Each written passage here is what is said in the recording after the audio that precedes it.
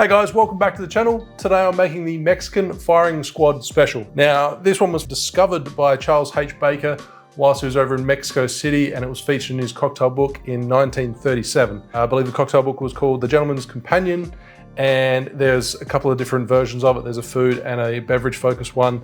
He was a prolific author of his time that traveled around the world and just basically compiled a list of drinks and food in these books. I'm making this particular drink. It was found at the La Cucaracha bar in Mexico City. Now there's a few different versions floating about, so I'm gonna make two. They're pretty much identical except with the addition of soda water in one of them. Now I tried this for the first time yesterday and I was really quite surprised. It's like, you know, it's over 100 years old almost, and I'm yet to try it, just like the camera's kicked from last Wednesday's video. But it's tart, it's bright.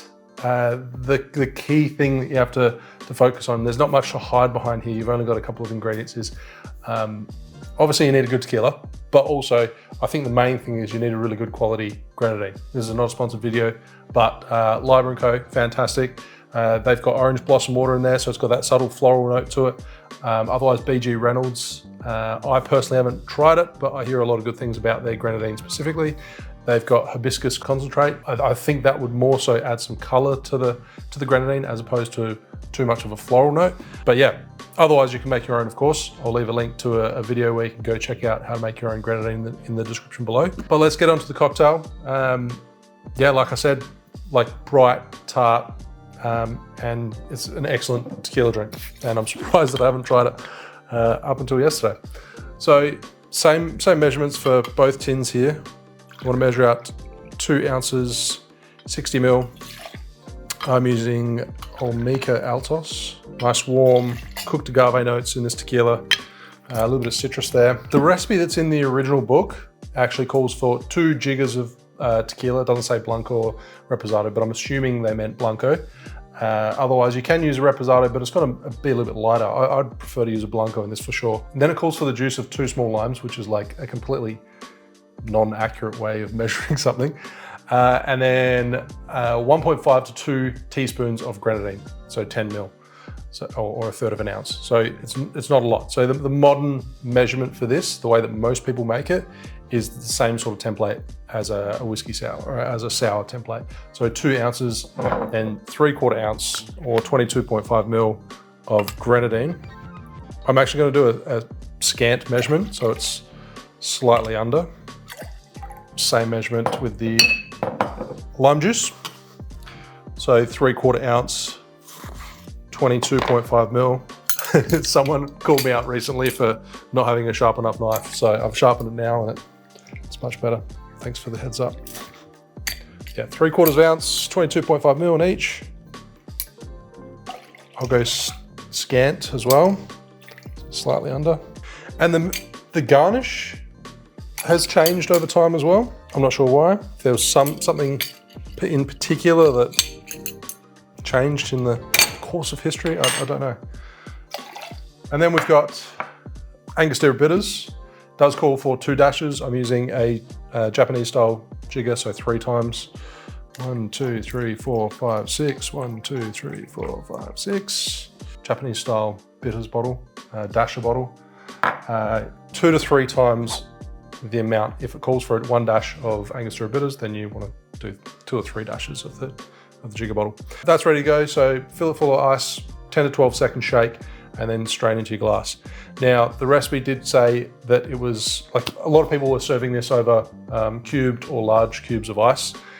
The original recipe did say over finely cracked ice. So I'm gonna use pebble ice to replicate that. And the reason I think that works better than cubed ice is it's going to add extra dilution.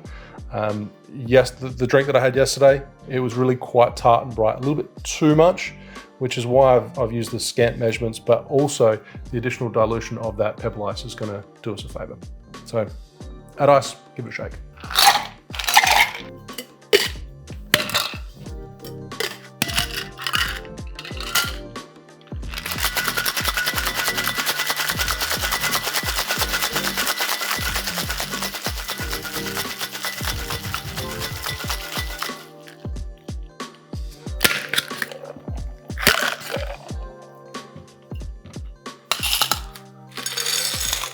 I write a weekly newsletter full of cocktails, tips and techniques and random news, and give a little bit of early access to my weekly video. So if you want to subscribe to that, obviously it doesn't cost anything, unsubscribe anytime.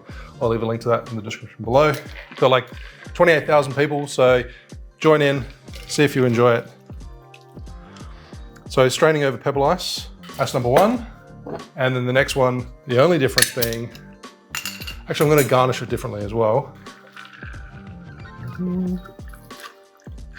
Just a little splash of soda. Maybe a touch more. And add some straws in. Surfside Sips, these borosilicate straws are awesome. I absolutely love them. Go to surfsidesips.com and use STB20 to get 20% off. For the garnish, I'm going to top it up for the more ice first. So there's two garnishes that I'm going to use. One is going to be what everyone seems to use, and then the other one's going to be true to the book.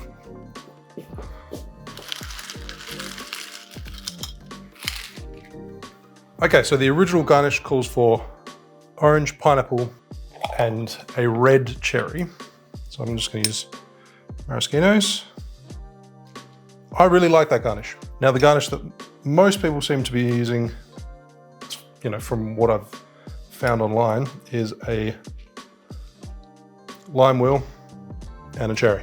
This kind of makes more sense to me because you've got lime juice in the drink. But in saying that, I like this. It's nice and bright, it's nice and colorful. It's good for the drink. All right guys, there you have two versions of the Mexican Firing Squad Special. PS, I think Mexican Firing Squad and Mexican Firing Squad Special are both the same thing. I think people have just shortened it over time. One with a dash of soda water. That's literally the only difference. Cheers.